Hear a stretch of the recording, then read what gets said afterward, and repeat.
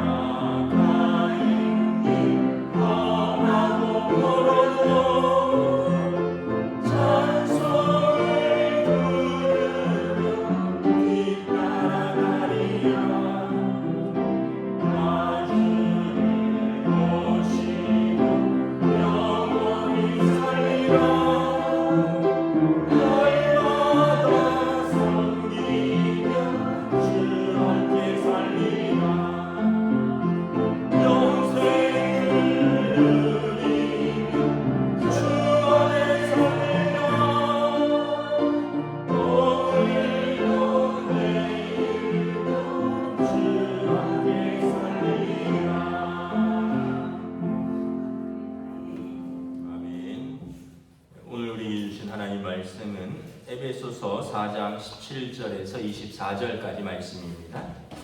신약성경 에베소서 4장 17절에서 24절 말씀입니다.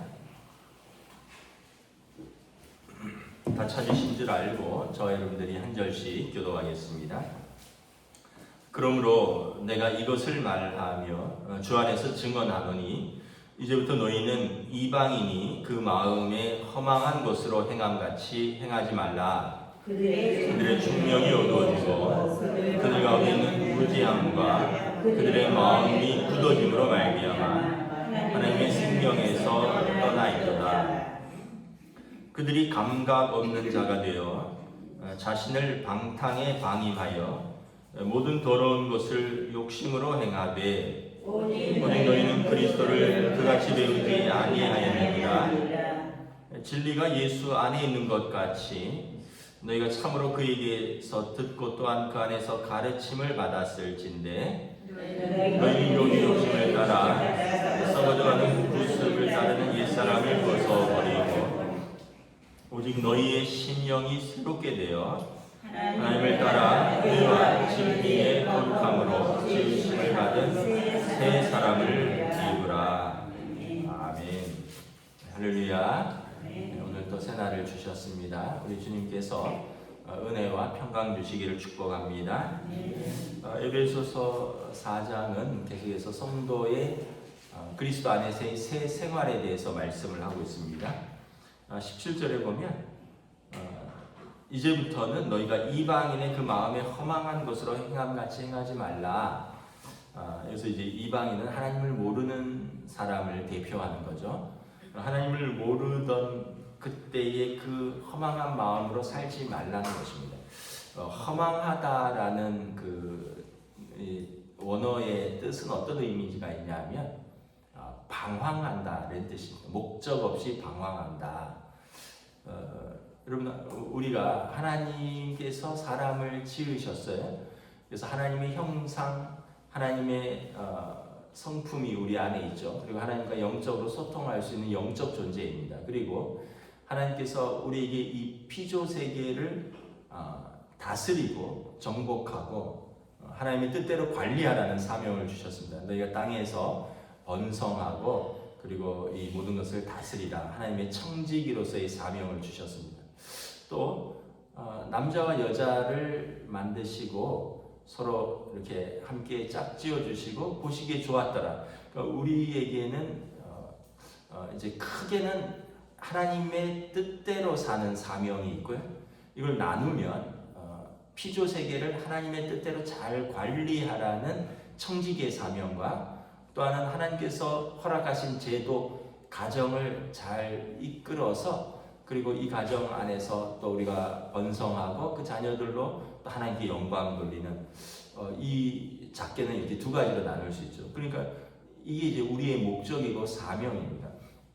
그러기 위해서 이제 어렸을 때부터 학교도 다니고 또 노동도 하고 또 배우기도 하고 교회에서 공동체 생활도 하고 이러면서 우리가 하나님의 형상으로 빚어져 가고 또 한 책임감 있는 사회인으로 그러면서 우리 이 세상에 대해서 더 책임감 있는 하나님의 사람으로 살아가는 과정을 배우는 건데 하나님을 아는 그 하나님을 경외하는 지식 이것이 없으면 가장 먼저 목적을 잃어버린 거죠. 그러면 방황하게 되고요. 허망한 마음으로 행하게 된다는 것입니다.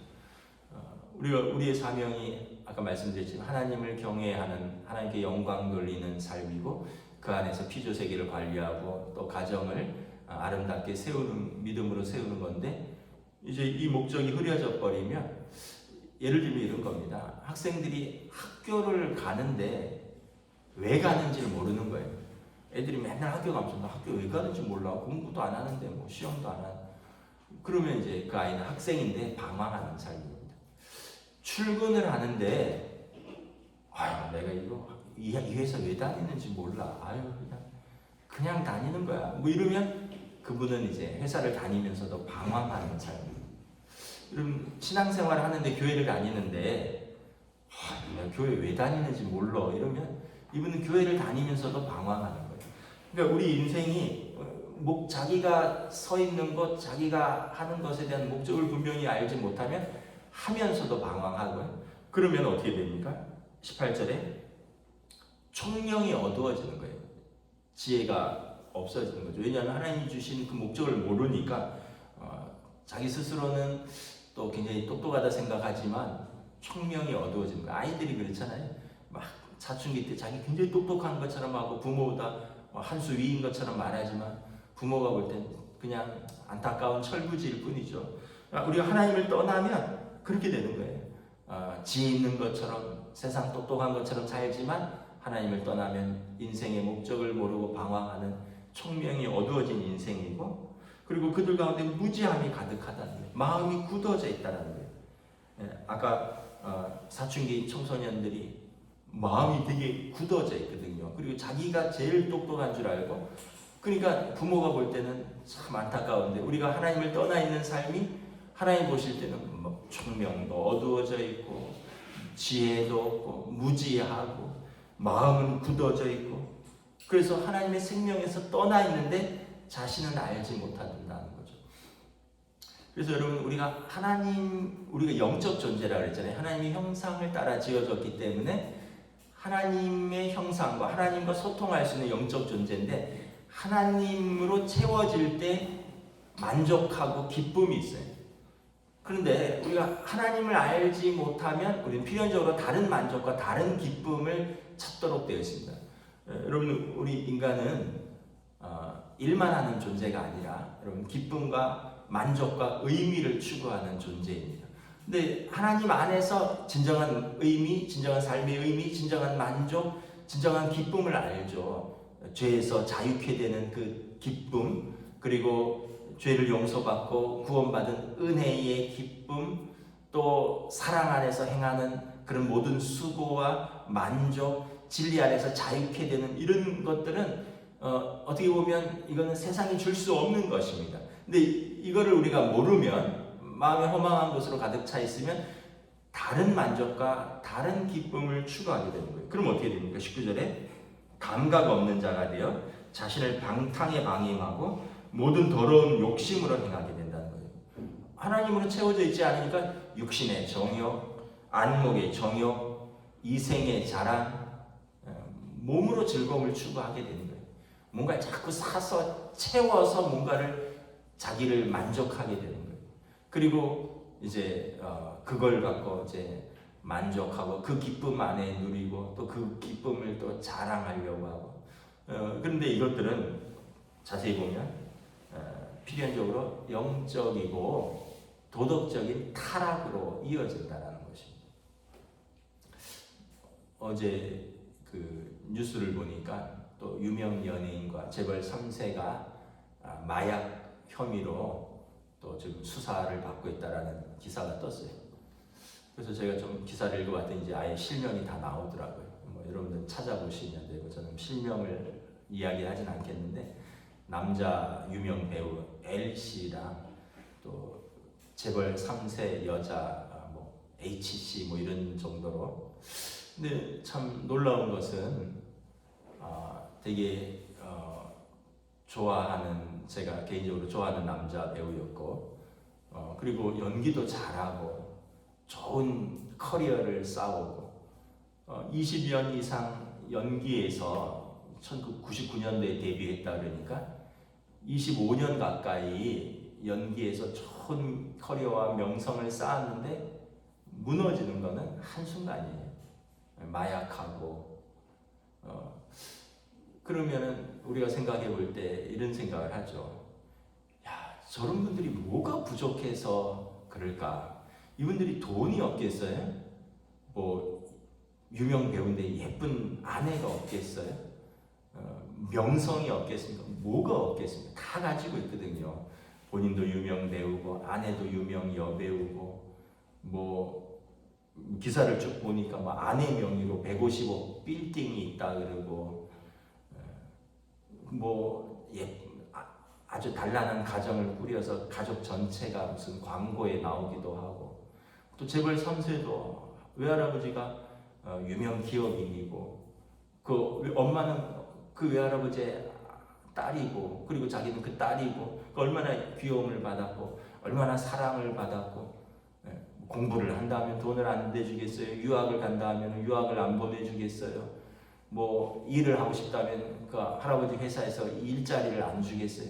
그런데 다 있지만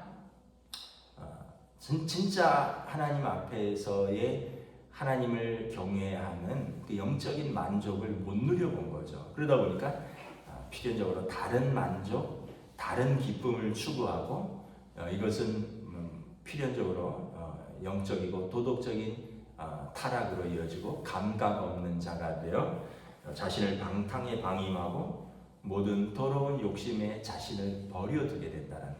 결국 이 자신을 위하는 것 같지만 자신을 버려두는 그런 결과를 가져오는 것이죠. 20절에 보면 오직 너희는 그것은 이제 과거에 하나님을 알지 못하는 허망한 마음으로 행하던 삶이고 이제 너희는 그리스도를 그같이 배우지 않았느니라. 이제 예수님을 영접하고 예수님을 믿으면 이제 그런 삶이 다른 삶을 살게 된다는 거죠. 우리는 그렇게 배우지 않았다는 거예요. 진리가 예수 안에 있는 같이 진리신 예수님을 만나면 우리는 진리 가운데 듣고 그 안에서 가르침을 받았기 때문에 이제는 우리는 완전히 다른 삶을 산다는 거예요. 성경에 보세요. 예수님 만난 사람들 다 다른 삶을 살잖아요. 사마리아 여인, 그냥 남자 없으면 못 사는 여인. 그래서 여러 번의 실패와 사랑을 추구하던 그냥 사랑과 남자의 목마른 그 여인이 예수님을 만나서 이제 진리의 목마른 여인이 되잖아요. 내가 메시아를 만나노라 그러면서 어디서 예배 드릴까요? 예배자의 삶으로 바뀌죠. 삭개오, 돈만 추구하던 사람, 그냥 돈 벌려면 그냥 사람들의 평판이나 사람들의 시선은 아무런 상관도 없고 다른 사람들을 못 살게 해서라도 그냥 자기 돈을 끌어모으는데 악착 같은 수전노 같은 사람, 예수님 만나고 나서 내 재산의 절반을 팔아서 가난한 자들에게 주고 내가 빼앗은 것이 있다면 4배나 갚으리이다. 완전히 다른 사람의 삶을 사는 거죠. 예수님을 만나면 이제 그 감각 없는 자가 되고 자신의 방탕에 방임하게 되고, 그러니까 하나님으로 채워지지 못했더니 사마리아 여인은 남자로 채우려고 했던 거, 사랑으로 채우려고 했던 거고, 삭개오는 하나님으로 채워지지 않으니까 돈으로 채우려고 했던 것이고, 아까 말했던 그런 유명 연예인이나 재벌 3세들은 하나님으로 채워지지 않으니까 마약으로 그 어떤 자신을 만족시키려고 하고. 근데 이제 우리는 그같이 예수님을 배우지 않았다는 거예요. 이제 예수님을 알고 예수님 안에서 들었고 하나님의 말씀의 가르침을 받았을 텐데 이제 22절에 너희는 유혹의 욕심을 따라 썩어져가는 구습을 따르는 옛사람을 벗어버리고 오직 너희의 심령이 새롭게 되어 하나님을 따라 의와 진리와 거룩함으로 지으심을 받은 새 사람을 입으라. 이제 우리는 유혹의 욕심을 따라 썩어져가는 구습을 따른 옛사람을 벗어버리고 이제는 옛사람의 지배받는 사람이 아니라 영의 사람의 지배를 받는다는 거죠. 로마서 8장에 보면 옛사람은 어떤 사람인가? 그냥 감각과 정욕대로 사는 사람입니다. 이런 사람은 육의 사람이라 그러죠. 육의 사람은 하나님의 말씀에 순종할 수도 없을 뿐더러 하나님을 기쁘시게도 못한다. 하나님과 원수가 되는 사람이라는 거예요. 그런데 그 결과는 사망이라. 근데 영의 사람은 하나님의 영, 그리스도의 영이 그 안에 있으니 하나님을 기쁘시게 하는 사람, 하나님의 말씀에 순종하는. 육의 사람과 영의 사람은 정반대인 거죠. 그런데 어떻게 이렇게 되느냐? 회개를 통해서입니다. 예수님을 영접하고 회개는 이렇게 뒤돌아선다라는 얘기. 지금까지 살았던 삶의 마음의 자세와 태도와 삶의 경향성을 뒤돌아서는 거예요. 오직 너희의 심령이 새롭게 되어, 영어 성경에 보면 뭐라고 되냐면 made new the attitude of your mind. 당신의 마음의 태도를 새롭게 하라는 얘기. 그래서 여러분 회개한다는 것은 뭐냐면 우리의 마음의 태도를 새롭게 하는 것입니다. 우리의 생각, 마음, 이 모든 것이 이전하고 완전히 새로워지는 거죠. 이것을 이제 회개하고요. 그리고 거듭난 인생이라고 합니다. 그래서 여러분 예수 믿으면 좀 달라져야 돼요. 마음이 달라져야 됩니다. 생각이 달라져야 됩니다. 삶이 달라져야 됩니다. 모든 관계가 새로워져야 돼요. 예수는 믿는 것 같은데 마음도 그대로고 생각도 그대로고 삶도 그대로고 입술도 그대로고 습관도 그대로고 그러면 진정한 회개가 일어나지 않은 것입니다. 그러면 그냥 입으로만 믿은 거예요. 인격적으로 믿은 게 아닌 거예요. 여러분 예를 들면 여러분 부모가 어떤 마음일 것 같아요. 예를 들어서 아들이 막 수십억 수백억을 번대요. 근데 그 아들이 사실은 전세 사기범이에요. 우리가 뭐 요즘 뉴스에 나온 대로 그냥 한 예를 드는 겁니다. 그래서 젊은 사람들, 신혼부부들 이런 사람들의 전세 2억, 3억씩 등쳐서 집을 수백 채 막 이런 식으로 사기쳐서 몇백억을 버늘고 엄마한테 생활비 쓰라고 막 1억씩 갖다 주는 그런 아들을 원하시겠어요? 아니면은 하루 노동해서 하루 건설 현장에 나가서 하루 10만 원 벌고 집에 들어와서 피곤해서 쓰러져서 자고 또 새벽에 나가고 그런 아들을 원하시겠어요? 정상적인 부모라면 고단하고 피곤해도 적게 벌더라도 하루하루 성실하게 사는 아들을 원하겠죠. 야, 나는 과정은 안 물을게. 과정은 알고 싶지도 않아. 수백억 벌고 나한테 1억씩 갖다 주면 그런 아들이 좋아. 이런 부모는 없겠죠. 정상적인 부모라면. 그리고 진짜 아들을 사랑하는 부모라면. 여러분, 하나님께서 우리에게 어떤 것을 원하실까요? 우리의 삶을. 우리가 그냥 썩어져가는 구습에 매여 살고 그래서 자기의 욕심과 욕망을 추구하면서 하나님을 떠난 그러면서 수단과 방법을 가리지 않고 그냥 돈만 벌고 그냥 즐겁게만 지내고 그러면서 세상에서 잘 나간다고 하는 그런 아들, 딸을 하나님 아버지께서 원하시겠어요? 아니면은